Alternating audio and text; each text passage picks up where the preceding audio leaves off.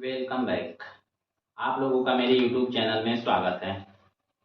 आप लोगों को पता है कि मैं इस समय इंग्लिश ग्रामर का एकदम बेसिक पढ़ा रहा हूँ, टेंस। आज मेरा ये 5वां वीडियो है और मैं आप लोगों को उम्मीद कर रहा हूँ, आप लोगों से उम्मीद कर रहा हूँ कि आप लोगों को समझ में आ रहा होगा। पूरा वीडियो अच्छे से, पूरा जो भी देख रहे हैं समझ में आ रहा होगा। और मैं बता रहा हूँ कि मैं कोशिश करूँगा आप लोगों को एकदम ज़मीन से उठाने की, एकदम शुरुआती से, बेसिक से बताने की। उतना बेसिक कोई नहीं बता रहा होगा, पूरा एकदम ऐसे बेसिक से बताऊंगा कि आप लोगों को पूरा समझ में आए। तो आप लोग, मैं गारंटी दे रहा हूँ, आप लोग जो भी मेरे साथ जुड़ा रहेगा पेपर तक, उसका एक भी नंबर छूटेगा नहीं, उसका 90% कन्फर्म रहेगा। इंग्लिश का 90 नंबर पार जाएगा। और मैं आप लोगों को आगे मैथ के भी टीचर लाऊंगा और जो है साइंस के भी टीचर लाऊंगा। आप लोग बस जुड़े रहिए मुझसे, आप लोग मुझसे बस जुड़े रहिएगा इस चैनल पर। और उम्मीद करता हूँ कि सब वीडियो आप लोगों को समझ में आ रही होगी। हाँ, वीडियो की क्वालिटी उतनी अच्छी नहीं हो पा रही है। आइए हम लोग कुछ उदाहरण करते हैं।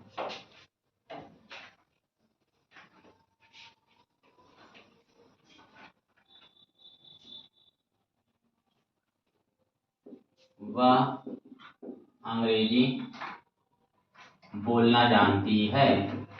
वह अंग्रेजी बोलना जानती है। वह अंग्रेजी बोलना जानती है। सबसे पहले वह की अंग्रेजी सी, फिर उसके बाद जानने की इंग्लिश नो, इसमें क्या जुड़ेगा? Yes, she knows. फिर उसके बाद बोलने की इंग्लिश स्पीक, क्या होगा? Speak, she knows speak. इसका इंफिनिटिव बना दिया जाए, यह हो गया infinitive, she knows to speak. लेकिन मैं बोला था जब वाक्य में वर्ब नो आए तो इंफिनिटिव के पहले क्या लगाते हैं? हाउ लगाते हैं। क्या लगाते हैं? How. She knows how to speak, क्या बोलना जानती है? English. She knows how to speak English. तो क्या हो जाएगा? She knows how to speak English. फिर उसके बाद अगला एग्जांपल देखिए, वह उर्दू लिखना, वह उर्दू लिखना जानती है। क्या हो जाएगा? वह उर्दू लिखना जानती है। वह उर्दू लिखना जानती है। तो क्या हो जाएगा? वह की इंग्लिश सी, फिर उसके बाद जानने की इंग्लिश नो। इसमें क्या जुड़ेगा? यह जुड़ेगा, she knows how to write Urdu. She knows how to write Urdu. She knows how to write Urdu. आई बात समझ में? आज हम लोग स्टार्ट करेंगे निगेटिव सेंटेंस। आगे देखिए, निगेटिव सेंटेंस स्टार्ट करेंगे। सबसे पहले उसका स्ट्रक्चर जानेंगे हम लोग, फिर उसके बाद जानेंगे किसके साथ कौन सा हेल्पिंग वर्ब आता है। अच्छा, अभी तक हम लोग बिना हेल्पिंग वर्ब के लिख रहे थे, बिना हेल्पिंग वर्ब के सेंटेंस बना रहे थे। अब हेल्पिंग वर्ब बनानी पड़ेगी। अब हेल्पिंग वर्ब हम लोग लिखेंगे तो सबसे पहले हेडिंग डालेंगे, कौन सी हेडिंग? Negative sentence. क्या हेडिंग डालेंगे? Negative sentence. Negative sentence. देखिए इसका स्ट्रक्चर देखेंगे, सब्जेक्ट, फिर उसके बाद डू या डज, फिर उसके बाद नॉट, डू या डज नॉट, फिर वर्ब की फर्स्ट फॉर्म ऑब्जेक्ट, फिर रिमेनिंग। सब्जेक्ट डू या डज नॉट, वर्ब की फर्स्ट सब्जेक्ट डू या डज नॉट, वर्ब की फर्स्ट फॉर्म ऑब्जेक्ट रिमेनिंग। आप लोगों को पता होगा, यहाँ पर देखिए डू है ना, लास्ट में ओ आया है तो इसमें ई जोड़ दिया गया है, सिंगुलर बना दिया गया है। तो इसीलिए आप वर्ब की फर्स्ट फॉर्म में सिंगुलर नहीं बनाएंगे, वर्ब की फर्स्ट फॉर्म को इसमें यस या यस नहीं जोड़ेंगे। यहाँ पर डू या डज आ गया है, अब वैसे ही वर्ब को छोड़ देंगे।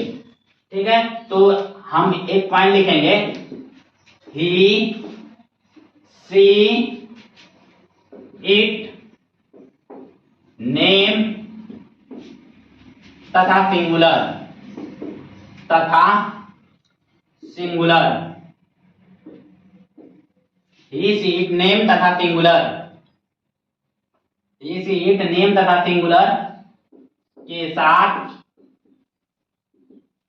हेल्पिंग वर्ब, एच बी मतलब हेल्पिंग वर्ब, क्या लगाते हैं? हेल्पिंग वर्ब डज लगाएंगे। हेल्पिंग वर्ब डज लगाते हैं। हेल्पिंग वर्ब डज लगाते हैं। हेल्पिंग वर्ब डज लगाते हैं। फिर अगली पॉइंट देखिए, I we you they, I we you they तथा प्लूरल के साथ, आई वी यू दे तथा प्लूरल के साथ, प्लूरल के साथ क्या लगाएंगे हम लोग, आई वी यू दे तथा प्लूरल के साथ हम लोग डू लगाएंगे। क्या लगाएंगे, आई वी यू दे तथा प्लूरल के साथ हेल्पिंग वर्ब डू का प्रयोग करते हैं। हेल्पिंग वर्ब डू का प्रयोग करते हैं, डू का प्रयोग करते हैं, डू का प्रयोग करते हैं। आई बात समझ में? क्या बोले हैं, ही सीट नेम तथा सिंगुलर के साथ हेल्पिंग वर्ब डज का प्रयोग करेंगे।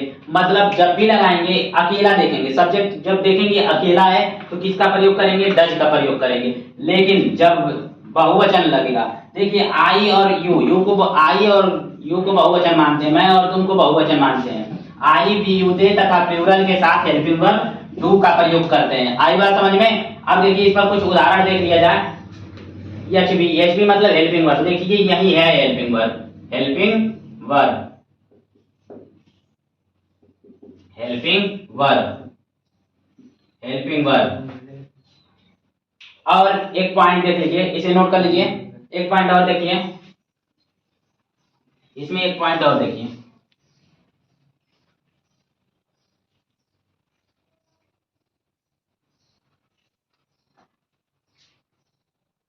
इसमें एक पॉइंट देखिए, जो नाट होता है, नाट, नाट नहीं वाला, ये जो नाट होता है हमेशा तीसरे नंबर पर आएगा।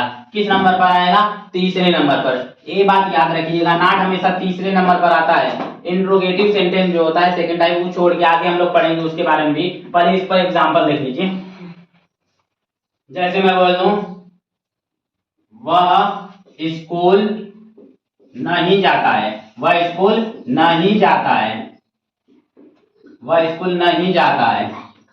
सबसे पहले वर्ब की इंग्लिश ही, फिर उसके बाद मैं बताया हूं ही के साथ, ही सीट नेम तथा सिंगुलर के साथ डज का प्रयोग करते हैं। तो क्या हो जाएगा, ही डज। अब तीसरे नंबर पर क्या आएगा, नॉट आएगा, ही डज नॉट जाने की इंग्लिश गो, इसके साथ क्या लगाएंगे, to school, he does not go to school. फिर उसके बाद अगला हो गया, देखिए, मैं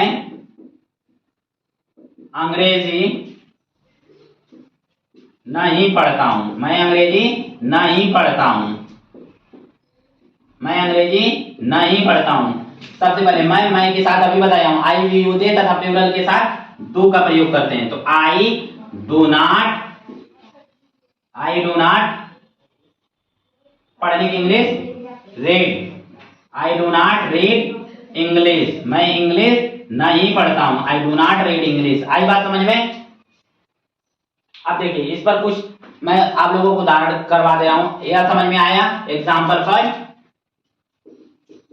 या एग्जाम्पल सेकेंड आया समझ में? तो आप लोगों को 5 एग्जाम्पल इस पर और करा दे रहा हूं। देखिए,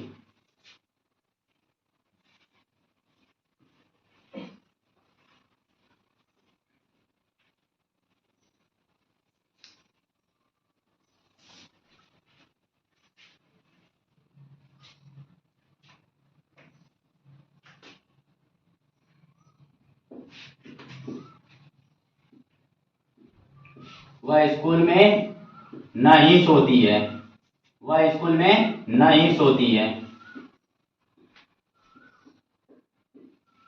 अगला देखें, पहला, दूसरा, हम अपने गांव, हम अपने गांव नहीं जाते हैं, हम अपने गांव नहीं जाते हैं। तीसरा, वे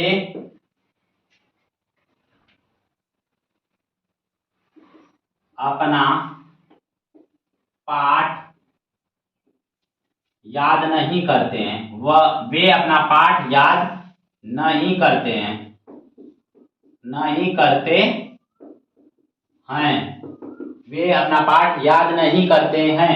इस पर चौथा देखिए, मेरी बकरी मेरी बकरी घास नहीं चरती है। मेरी बकरी घास नहीं चरती है। मेरी बकरी घास नहीं चरती है। अगला देखिए, चार देखिए, चार कर लिया जाए इस पर। वह स्कूल में नहीं सोती। वह इंग्लिश सी, फिर उसके बाद सोने की इंग्लिश स्लीप। उसके पहले हम क्या लगाएंगे? सी के साथ does not. She does not sleep. She does not sleep. कहाँ नहीं सोती है? स्कूल में, in the school. She does not sleep in the school. फिर उसके बाद हम अपने गांव नहीं जाते हैं। हम की इंग्लिश वी। फिर उसके बाद वी के साथ क्या जोड़ेंगे? डू जोड़ेंगे। We do not. तीसरे नंबर पर not. We do not go to. अच्छा, अपने गांव की वी के लिए मैं बताया था क्या होगा? आवर होगा। मैं बताया था वी के लिए, अपने के लिए क्या होता है? आवर होता है। We do not go to our village. Our village. आई बात समझ में? फिर अगला है, वे अपना पाठ याद नहीं करते हैं। वे की इंग्लिश दे होगा। क्या होगा? दे होगा। फिर उसके बाद दे के साथ क्या जोड़ेंगे? Do not. They do not. और याद करने की इंग्लिश क्या होता है? लर्न होता है। दे डू नॉट लर्न। अपना पाठ, दे के लिए मैं बताया था। दे के लिए क्या मैंने बताया था? अपने के लिए दियर। क्या हो जाएगा? They not learn. They do not learn their lesson. They do not learn their lesson. मेरी बकरी घास नहीं चरती है। क्या हो जाएगा? My goat. My goat. फिर उसके बाद मेरी बकरी अकेली है तो इसके लिए क्या लगाएंगे? Does. Does not graze the grass. The grass. My God does not graze the grass. आई बात समझ में?